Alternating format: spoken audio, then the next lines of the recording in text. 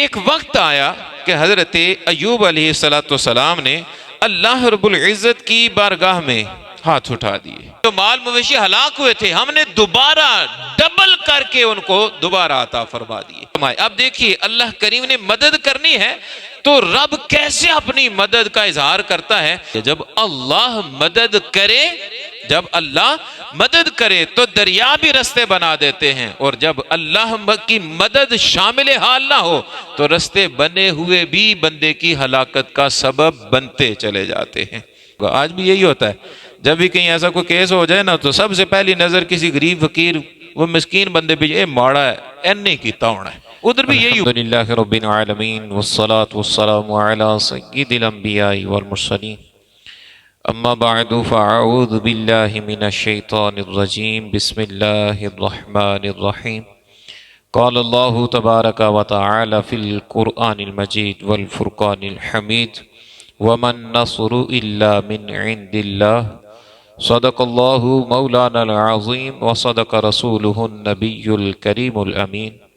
قال اللہ تبارک و تعالی فی شان حبیبہ الکریم، ان اللہ وملائکتہ یصلون علی النبی یا ایہا الذین آمنوا صلوا علیہ وسلموا تسلیما.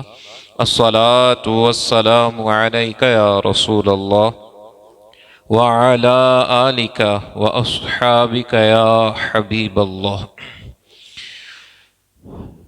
ہمیں دنیا میں زندگی گزارتے ہوئے مختلف مواقع پر ضرورت محسوس ہوتی ہے کہ ہماری کوئی مدد کرے. اللہ رب العزت نے ہماری مدد کے مختلف مواقع، مختلف صورتیں وہ رکھی ہیں، لیکن یاد رکھیے کہ جو بھی ہماری مدد کرے گا وہ رب کی مدد اس کی نصرت کے بغیر ممکن نہیں ہے.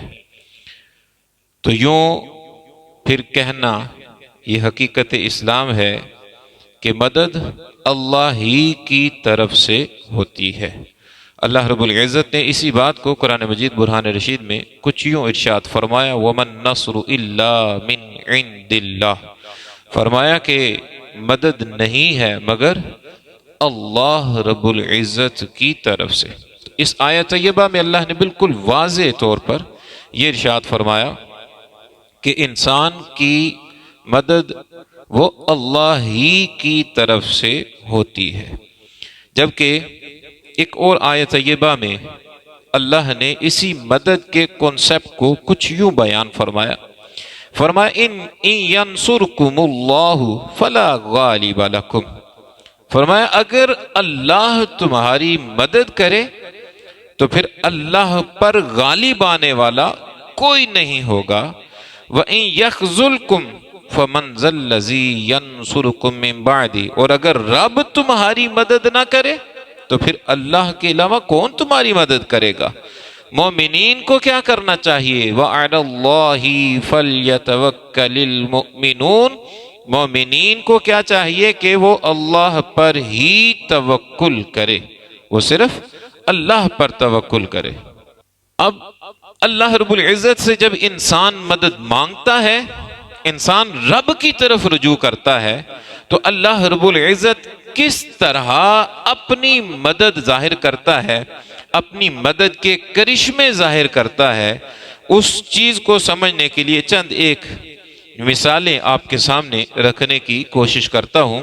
حضرت ایوب علی نبینا وعلیہ السلام یہ حضرت اسحاق کی اولاد سے ہیں، اور یاد رکھیے گا حضرت ایوب کے پاس مال دولت بہت تھی، اللہ نے اولاد بھی بہت عطا فرمائی اور رب نے حسن بھی بڑا عطا فرمایا تھا.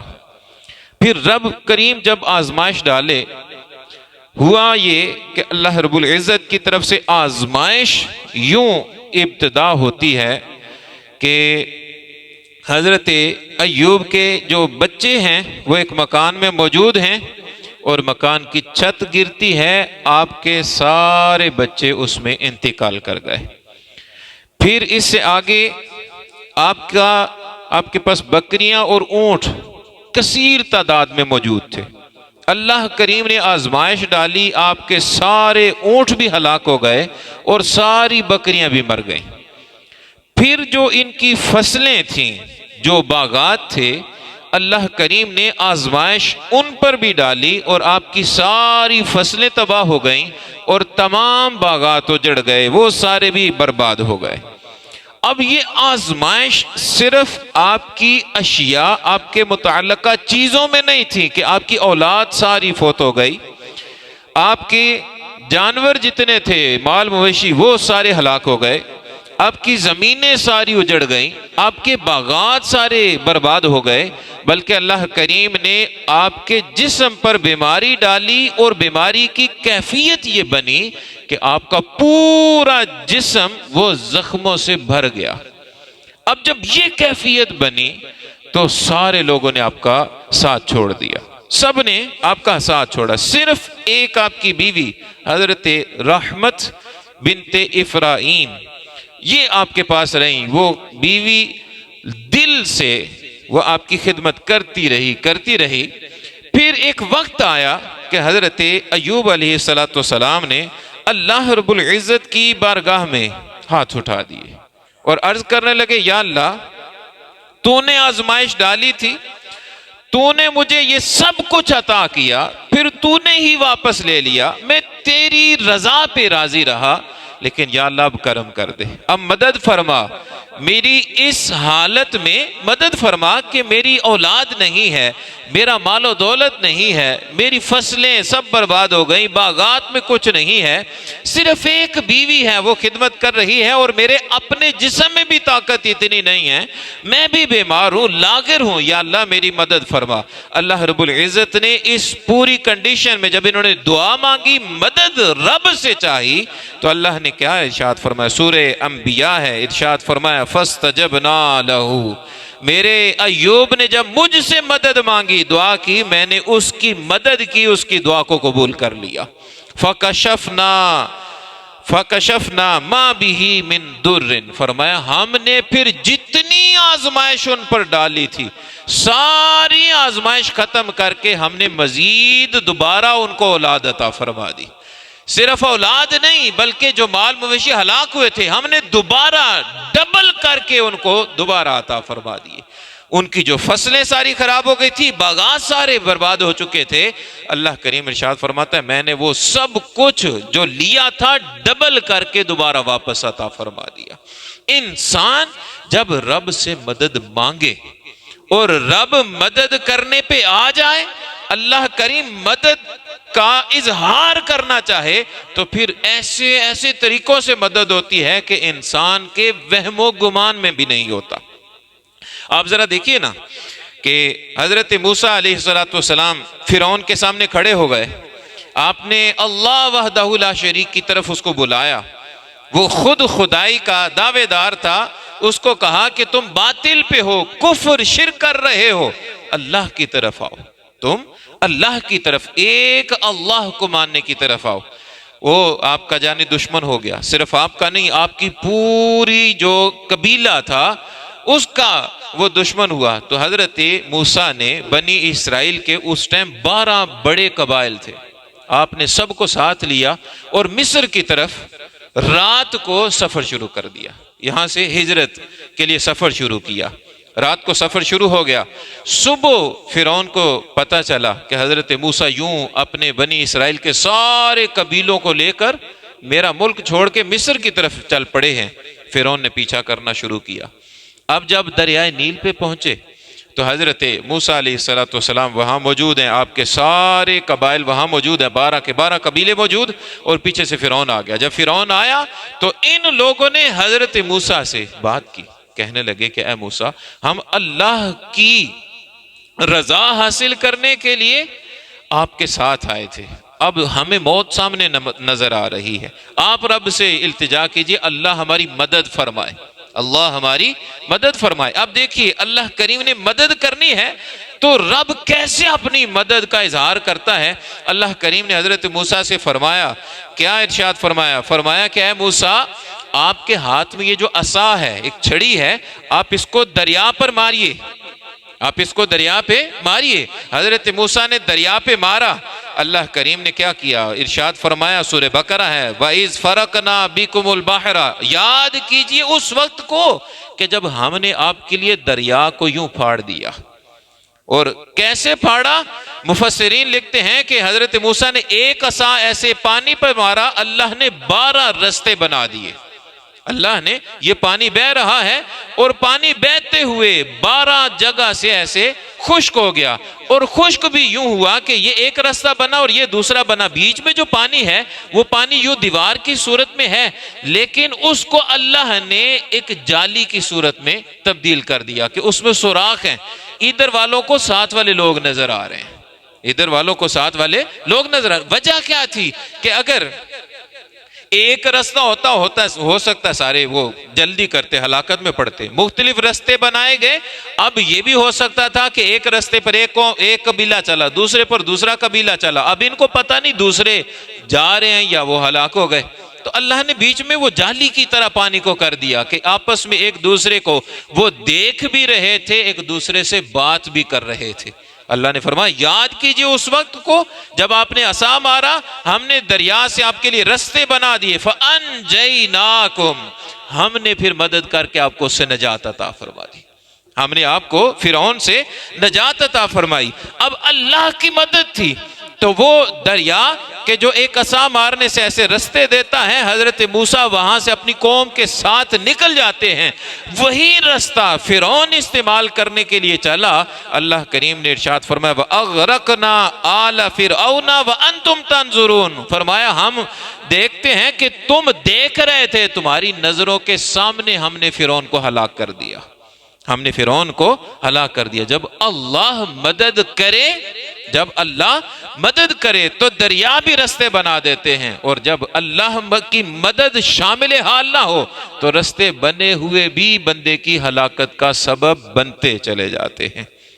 نبی مکرم شفیع معظم صلی اللہ علیہ وسلم کے پاس اطلاع پہنچی کہ بنو نذیر، یہ مکہ کا ایک یہودی قبیلہ تھا، انہوں نے مکہ والوں کو یہ ایک سوچ دی کہ یہ مسلمان مدینے چلے گئے ہیں اور ان کی وہاں پر تعداد اتنی نہیں ہے، یہ اتنی پاور میں نہیں ہے، ان کی پوزیشن صحیح مضبوط نہیں ہے، تم اگر اکیلے صرف یہ مکہ والے جاؤ گے جنگ کرنے تو وہ تم پر غالب آ جائیں گے، اگر تم مدینہ والوں کو ہلاک کرنا چاہتے ہو، مسلمانوں سے نجات حاصل کرنا چاہتے ہو، تو یوں کرو کہ سارے قبائل کو اکٹھا کرو، سارے قبائل کو اکٹھا کرو اور تم مشرکین مکہ لیڈ کرو ان کو، اور سارے اکٹھے کر کے ایک پورا بڑا لشکر بنا کر مدینہ پر حملہ کر دو، مسلمانوں پر حملہ کر دو۔ اب یہ چیز لے کر جو قریش مکہ تھے ان سب نے کیا کیا کہ مختلف قبائل کے ساتھ بات چیت کی، گفت و شنید ہوئی اور مختلف قبائل کو اپنے ساتھ لگایا۔ کم و بیش جو یہاں پر مختلف تاریخ دان بعض لکھتے ہیں کہ 12 سے 15 ہزار افراد کا لشکر تیار ہو گیا، 12 سے 15 ہزار کا لشکر تیار ہوا، اور اس وقت مدینہ میں ٹوٹل 3 سے 4 ہزار کا لشکر موجود تھا، یعنی مسلمان صرف 3 سے 4 ہزار، اور دوسری طرف 12 سے 15 ہزار کا لشکر پوری تیاری کے ساتھ چلا۔ جب وہ لشکر چلا تو ادھر سرکار علیہ الصلوۃ والسلام تک مدینہ میں اطلاع پہنچ گئی کہ کفار اس طرح تیاری کے ساتھ نکل کھڑے ہوئے ہیں۔ محبوب علیہ الصلوۃ والسلام نے صحابہ سے مشورہ فرمایا، حضرت سیدنا سلمان فارسی رضی اللہ تعالیٰ عنہ، انہوں نے عرض کیا کہ حضور اگر ہم سامنے آ کے لڑیں نا تو ہو سکتا ہے کہ ہم ہار جائیں، ہماری پوزیشن کمزور ہے، اتنی پاور نہیں ہے، تو ہم مدینہ میں رہ کر ہمیں لڑنا چاہیے۔ حضور نے فرمایا کیسے؟ کہنے لگے کہ مدینہ میں شمال والی سائڈ سے انہوں نے آنا ہے تو ہم اس سائڈ پہ خندق کھود دیتے ہیں، ایک خندق، ایک نہر ٹائپ جگہ کھودتے ہیں۔ صحابہ نے کیا کیا؟ حضور نے یہ مشورہ قبول فرمایا، آرڈر کیا، صرف 6 دن لگائے، صرف 6 دن صحابہ نے لگائے، اور صرف 6 دنوں میں صحابہ کرام نے جناب وہ 3.5 میل لمبی خندق کھود دی، ایک نہر کھودی جو 3.5 میل لمبی اور 5 گز گہری ہے. 5 گز گہری، 3.5 میل لمبی. انہوں نے ایک نہر کھودی. وقت کتنا لگایا؟ صرف 6 دن میں یہ کام کر دیا. اب جب اتنی فاسٹلی کام کیا، سارے تھک گئے، تھکاوٹ تھی. اب جب ادھر خندق تیار ہوئی، ادھر سے کفار کا لشکر سامنے آ گیا. کفار کا لشکر سامنے آیا. ہوا کیا کہ ایک تو ان کے جسم تھکاوٹ سے دو چار ہو گئے، اور پھر 6 دن سارے خندق کھودنے میں بزی رہے، تو ان کے جو آمد کی اشیاء کھانے پینے کی وہ بھی کم ہونا شروع ہو گئی، وہ بھی کم ہونا شروع ہوئی. اب سامنے کفار کا لشکر، ادھر مسلمانوں کا لشکر. 1 مہینہ تک سامنے کفار، ادھر مسلمان ہیں. تیر پتھر ایک دوسرے پر برسائے جا رہے ہیں. یوں لڑائی 1 مہینہ چلتی رہی. اب کیفیت یہ ہے کہ ذرا سوچئے نا، 6 دن میں وہ کام کیا جو کئی مہینوں کا کام تھا، وہ 6 دن میں کر ڈالا. پھر 1 مہینہ تک یوں بھی لڑتے رہے. اب یہ صرف لڑنا نہیں ہے، بلکہ کیا ہے کہ دن کو لڑ رہے ہیں، رات کو بھی سیکیورٹی کے لیے بندے جاگ رہے ہیں. اب سارے تھکن ہے، تھکاوٹ ہے، آزمائش ہے. اب جب اس کیفیت میں گئے تو سرکار علیہ الصلوۃ والسلام کی بارگاہ پاک میں عرض کرتے ہیں کہ حضور آپ اب اللہ سے دعا کیجئے. اب بظاہر ہماری طاقت ختم ہوتی چلی جا رہی ہے، اب اگر رب کی مدد آ گئی تو ہم یہاں جیت جائیں گے، وگرنہ آج مسلمان ہار جائیں گے. مسلمانوں کی کیفیت کمزور ہے. اللہ کریم نے سورہ احزاب میں اس بات کو بیان فرمایا. ارشاد فرمایا کہ جب یہ کیفیت بنی، مومنین نے میری بارگاہ میں گزارش کی، مدد طلب کی، تو فرمایا یا ایھا الذین آمنو، اے ایمان والو، اذکروا نعمت اللہ علیکم، یاد کرو اس وقت کو کہ جب تم پر ہم نے اپنی نعمت کی. کب کی تھی؟ اذ جاءتکم جنود، فرمایا جب لشکر تمہارے سامنے آ گیا. فارسلنا علیہم ریحا وجنودا لم تروها، فرمایا ہم نے بھی ان کے خلاف لشکر بھیج دیے اور ہوا بھیجی. وہ لشکر، وہ ہوا تمہیں نظر نہیں آئی، وہ لشکر ہوا وہ تمہیں نظر نہیں آئی. یہاں پر تاریخ دان لکھتے ہیں کہ ہوا یہ کہ اس آیت میں اللہ نے یہ بیان فرمایا کہ سخت سردیاں تھی، وہ سامنے ہیں، ادھر مسلمان ہیں. اللہ کریم نے رات کو ہوا بھیجی، رات کو ہوا بھیجی، سخت سردیاں، اور ہوا بھی یخ بستہ، برفانی ٹائپ کی ہوا تھی. وہ ہوا اتنی شدت کی آئی، ان کے خیمے اکھڑ گئے، ان کے خیمے اکھڑ گئے. جب خیمے اکھڑے تو جو ساز و سامان تھا وہ بھی الٹا پلٹا، وہ بھی برباد ہوا. ان کے گھوڑے بتکنے لگ پڑے. اس کیفیت میں پھر اللہ کریم نے مدد کیسے کی؟ جنود، فرشتوں کے لشکر بھیج کے مسلمانوں کی مدد فرمائی. وہ وہیں سے اکھڑ کر تباہ و برباد ہو کے واپس چلے جاتے ہیں. جب اللہ کی مدد آ جائے تو اللہ یوں مدد کرتا ہے جیسے اللہ نے فرمایا کہ ہم نے مدد کی، لشکر بھیجے. لم تروہا، وہ لشکر تمہیں نظر نہیں آ رہے تھے، وہ لشکر تمہیں نظر نہیں آ رہے تھے، لیکن اس کا اثر تمہیں سامنے نظر آتا چلا جا رہا تھا. ایک لونڈی، وہ بخاری شریف کے اندر یہ واقعہ موجود ہے. انتہائی سیاہ رنگ ہے، ایک قبیلے میں رہ رہی ہے. ان قبیلے والوں نے اس کو آزاد کر دیا. اس نے فیصلہ کیا کہ میں یہیں اسی قبیلے میں مزید اپنی زندگی گزاروں گی. اب وقت کرنا یوں ہوا کہ وقت تھوڑا گزرا. ایک اسی قبیلے کی ایک نوجوان لڑکی، ایک بڑا خوبصورت سا چمڑے کا سرخ رنگ کا ہار پہنے ہوئے، وہ باہر نکلتی ہے غسل کے لیے، سائیڈ پہ کہیں جانا تھا. رستے میں اس کا ہار گر گیا. وہ ریڈ کلر ہے، سرخ کلر اور چمڑے کا ہے. تو ایک چیل اوپر سے آئی اور اس کو لگا کہ یہ کوئی گوشت ہے. وہ چیل اس ہار کو اٹھا کر لے گئی، اس ہار کو اٹھا کر لے گئی. اب جب مختلف جگہ بات چیت چل پڑی کہ وہ ہار گم ہو گیا، تلاشی مختلف جگہ تلاش کیا جا رہا ہے، نہیں ملا. تو کسی نے کان میں ڈالا کہ وہ جو لونڈی ہے بڑی غریب ہے، اس نے چرا لیا ہوگا، اس نے چرا لیا ہوگا. آج بھی یہی ہوتا ہے، جب بھی کہیں ایسا کوئی کیس ہو جائے نا تو سب سے پہلی نظر کسی غریب فقیر وہ مسکین بندے پہ، اے ماڑا ہے، اینے کیتا ہونا ہے. ادھر بھی یہی ہوا. اب جب اس تک بات آئی، اس کو بلایا گیا، پوچھ گچھ ہوئی. اس نے کہا میں نے تو کوئی نہیں چرایا، میرے پاس تو ہے بھی نہیں. اب دیکھیے ظلم جب بندہ کرنے پہ آئے تو کتنا کرتا ہے. اس خاتون کی تلاشی لینا شروع کی، اور بخاری کی حدیث کے اندر ہے کہ اس کو بالکل برہنہ کر کے تلاشی لی گئی. اس کے مخصوص مقامات کو بھی چیک کیا گیا کہ کہیں ادھر کوئی چیز تو نہیں چھپائی. اتنا جب اس کے ساتھ یہ معاملہ ہوا نا تو ایک دم سے وہ چیل اوپر آتی ہے. چیل دوبارہ اوپر آئی اور ہار نیچے پھینک دیا۔ ہار جیسی لوگوں کو ملتا ہے وہ کہتی ہے دیکھ لو، میں کہہ رہی تھی میں نے چوری نہیں کی، آج مجھے رسوائی سے بچا لیا گیا ہے۔ اب بظاہر یہ ایک واقعہ تھا، وہ مسلمان بھی نہیں ہے، وہ مسلمان بھی نہیں ہے، لیکن رب جب مدد کرے تو اللہ نے وہ کفر کے اندھیرے سے اس کو کیسے نکالا۔ اس نے دیکھا کہ چیل لے کے گئی اور چیل نے عین وقت پہ دوبارہ وہ ہار دوبارہ واپس اسی جگہ پہ ڈال دیا ہے۔ وہ وہاں سے چلی سیدھی حضور کے پاس آئی، آ کر کہتی ہے حضور اپنا ہاتھ بڑھائیے اور مجھے کلمہ پڑھا کر مسلمان کر دیجئے۔ مسلمان ہو گئی۔ حضرت عائشہ کے پاس اٹھتی بیٹھتی تھی، حضرت عائشہ پوچھتی ہیں کہ وہ واقعہ کیا ہوا کیا ہے؟ وہ کہتی ہے کہ دراصل یہ ہے کہ میں تھی تو کافرہ، لیکن جب میں نے دیکھا کہ غیبی طاقت نے میری مدد کی ہے تو میں جان گئی کہ کوئی بت شت میری مدد نہیں کر سکتا، یہ ایک خدا ہی ہے جس نے چیل کو بھیجا، اس نے اٹھایا اور پھر اسی نے چیل کو واپس بھیج کے ہار واپس کروا دیا۔